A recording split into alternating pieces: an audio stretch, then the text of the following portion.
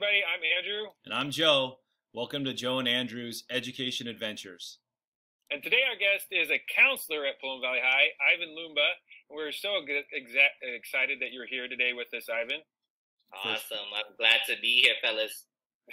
Right on. So, first of all, I already said what you do, but tell me a little bit more about how long and what you do at Paloma. Okay. I've been at Paloma, I believe this is going to be my fourth or fifth year in regards to counselor at the district. Prior to that, I was a school teacher for John Muir Charter School for an alternative ed type program. So as far as that, I love it. Paloma is the best, I think. Right. Let's go Wildcats. Yeah. Yeah. So when you're thinking about, like, for me, I know you guys help schedule kids, and I know you do a lot more than that, but I want to hear from you. Like, what are some of the day-to-day tasks that you do to help kids have successful high school experiences? So outside of course, the scheduling and shuffling the students around, making sure that your classrooms are manageable, we want to make sure that the young person is right there, able to learn, because all the difficulties outside of the academia world, whether it's stress or whether it's mental health or whatnot, we want to make sure that they fully are supported. And outside of that, we want to make sure that we're that means of a buffer type thing, from parents to teachers to admin and all that. So we want to make sure that everyone is supported, not just the student. Awesome. I was thinking about that as we were getting ready for today, Ivan, that you guys are in the middle. Like, us teachers send you an email saying, hey, can you talk to this kid or figure out what's going on? And a parent emails you, hey, can you talk to the teacher about what's going on with their kid? Or the kid comes to you, I don't like my teacher. Can you figure out a schedule for me that works? Like, you're really caught in the middle a lot of the time. We are. Yes, we are. And sometimes it becomes that means to what's better, right? But the thing is that I try to tell whoever, whether it's a parent or teacher or admin, is that we're all a team here, and the best thing is looking what's best for that student. So I think once we have that consensus of, what's best for that particular scenario that comes about, then we all come to a consensus of, like, okay, there's a means to support this young person together.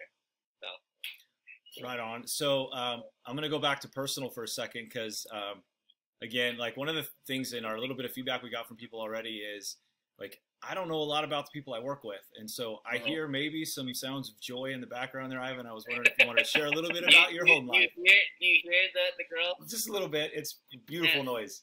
I know. They're used to being on my lap, being at home. So cool. And this is going to be live, so I'm going to go check on her really quick. Okay. You got it. Go ahead. So, Ivan, another question. What's your favorite thing about the counseling department? What do you enjoy about your team? I think with our team, the best part, and this might be not for everyone, but everyone has their own personality, right? So I think no one is really like-minded, and people know that our central focus is helping the young person. So, of course, we all have our own views. However, it's fun to see the different aspects of individuals to help the young person. So that's the best part, I think. Cool. That's really cool. So if you couldn't be a counselor, I shouldn't say couldn't. Let's say if you weren't a counselor, what would you do? I think I'd still be working as a school teacher like you guys, and working at the nonprofit world, still in the classroom. So what do you like better about being a counselor than being in the classroom, or is there something that stands out? I think as you might know already, being in the classroom, you guys are counselors yourselves, and just do it in spurts, and you might do it in coaching or whatnot. As a counselor, at least you get more time doing that, right? And then the lessons that you're giving the young person could actually be created into what you feel is right, rather than embedding it with the lesson that you're already, currently doing in your classroom. Right. So it gives you that opportunity to be creative with the young person, but also making sure that, all aspects of that young person is getting taken care of, the whole child, whether it's learning, whether it's their home life or whatnot. So I think that's the biggest difference, right? It gives me a little bit more time. Yeah, because those teachers are kind of in a box with the content sometimes, you know, and some teachers really stay within that box. Others are good about getting outside that box. But you're right, you know, there is a part of that us teachers deal with. That as counselors, you have other boxes you have to worry about, but the content, not so much. I was just thinking when you were talking about that difference, you know, that balance that a teacher has to say, okay, where can I pause this lesson and keep everybody active because I just noticed there's a kid that really needs some kind of intervention, a little one-on-one time, and you've got to like balance that matrix out in your head, and then okay, here's a spot, then you can slide over and hopefully like stealthily like see where the kid's at and see if they need like to, you know, if this is something I got it, I'm under control, I was having a rough day, or if it's something where you get a vibe, I better send these guys up to the office, you know, at some point here today, and so they can get it handled, get some help. And approaching this most unique year of 2020, 2021, how did you guys as counselors prepare differently for this year as opposed to what would be normal? Yeah, I mean, before the shutdown, I call it the shutdown, right. It seemed like we were already working on the master schedule, and we were already getting course selections for the kids.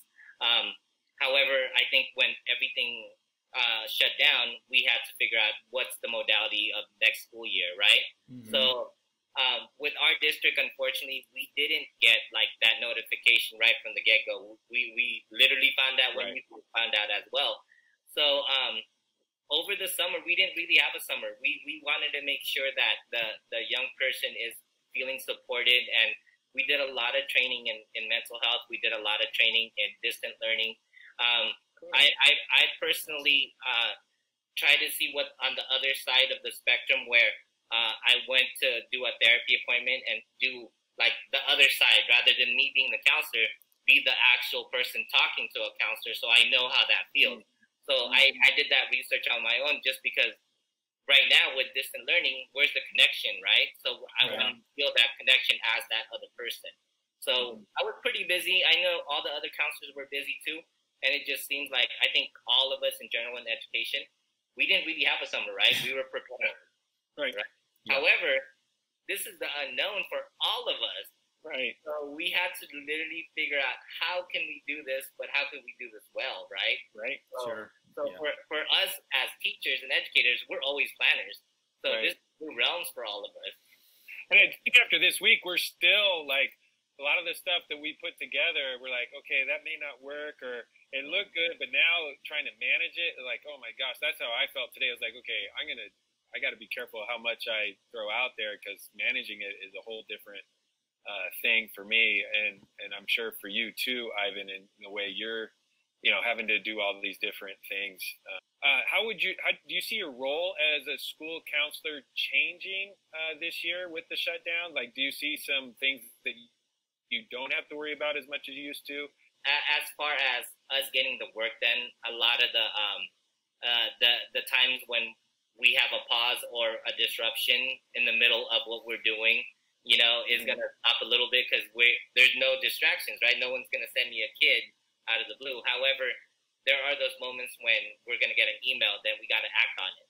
And how are we going to appropriately act on that kid and see if that kid has that support at home, or even worse, you know, is there something that I need to do even more to check on that kid? But we're hoping that young people are going to feel supported, not just by counselors, but from everybody, because we're all learning, right? So my thing is that I think as long as we have all communications in all aspects with teachers, parents, admin, and us, I think we should be okay. But I can't say, or I can't pinpoint what's going to be different, because it's so new in what we're facing, you know?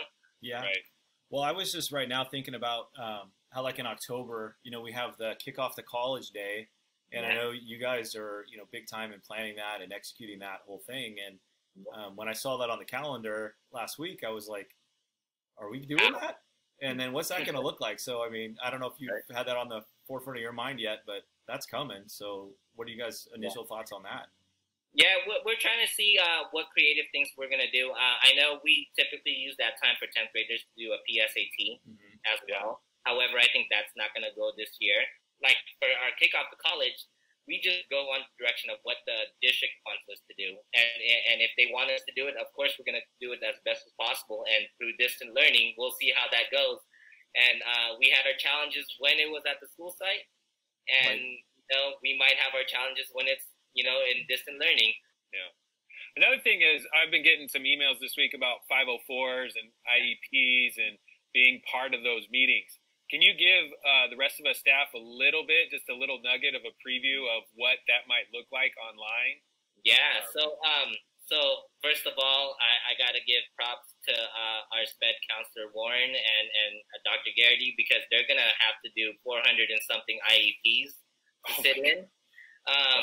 That's incredible, and they have a time frame. They have to meet what the state guideline tells them to meet with IEP kids. For ourselves with 504s or SSTs, we're trying to make it so that it could be virtual. We're trying to make it so it's not so encumbrant to your guys' schedule where it's stressing you guys out as also. So hopefully we invite teachers that could just be there and then hopefully get it done. We could always revisit a 504 and an SST to see what strategies worked and what didn't work.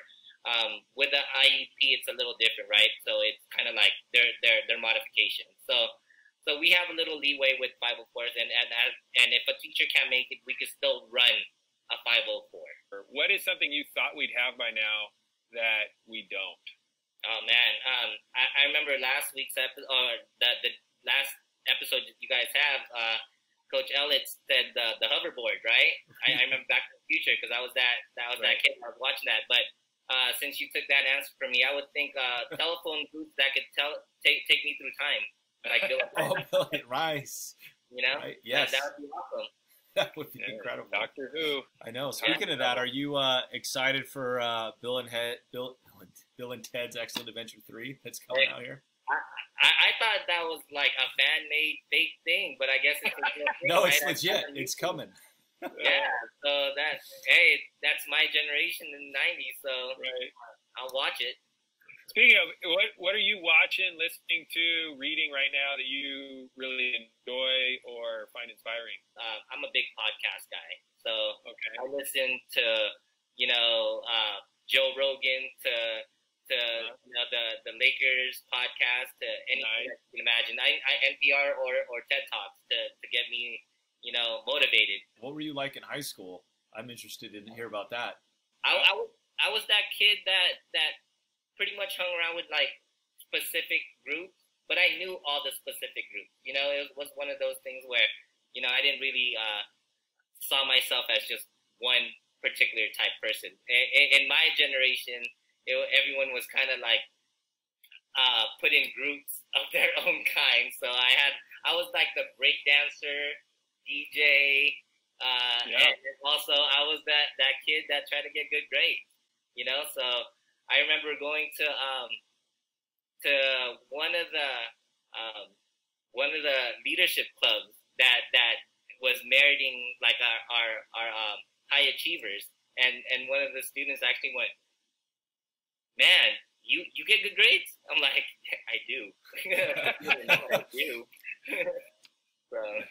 That's one of my favorite things with the last couple of years in our pep rallies is watching you and a couple of others all of a sudden like bust out some moves and stuff. Like you got some talent there, man. Yeah, man. Mr. Jackson loves dancing, man. So if you see Mr. Jackson, he'll be out there. Very nice. Right on, Ivan. Well, thanks for joining us today. It was really great pleasure talking to you and hearing your perspective on this crazy year that we're going to have and having so far. Yeah. And thanks for all you guys do. I know you probably don't get enough credit for them. Literally thousands of students that as a team you guys have to somehow figure out where to put them and how to support them. Yep. Being in that middle spot. Okay, we can't do it without the team that we have at Paloma, right? Because we're just a department.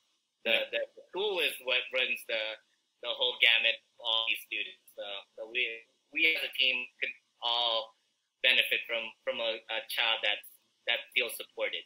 Right. That's awesome. Well, on this crazy adventure, let's keep learning.